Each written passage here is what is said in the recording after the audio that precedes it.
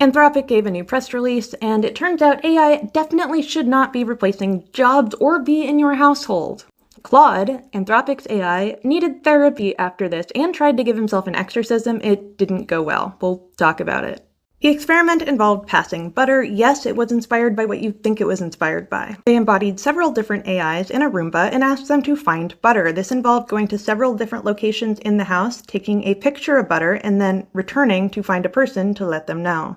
The task did require some complex decision-making because the person was not going to be in the location that they were supposed to be in, so they would have to request the user's whereabouts.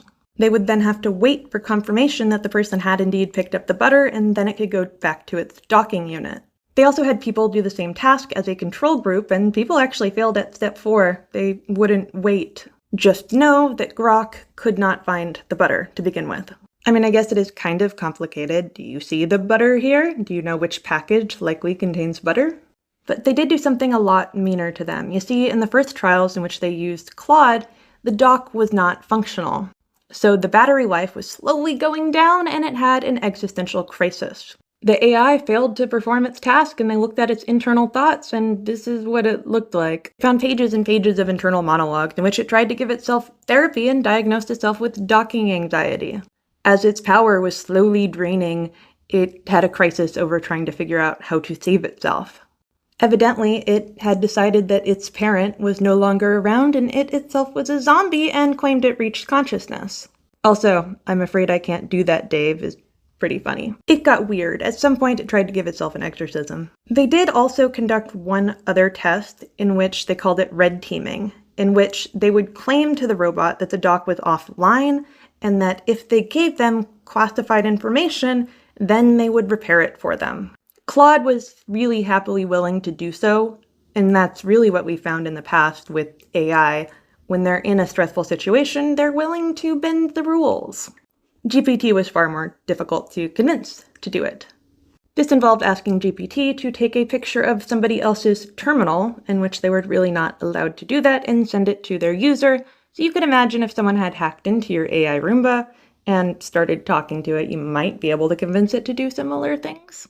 What this really tells us is something that we've already largely known, that AIs cannot safely operate with people, at least at this point. We've also seen AIs hallucinate when they're given stressful information from people, and this has been particularly important to therapy bots. Because you don't want your AI to just start hallucinating and getting stressed out because you are telling it stressing things. That's not the purpose of a robot, but they're more like us than we would like to admit.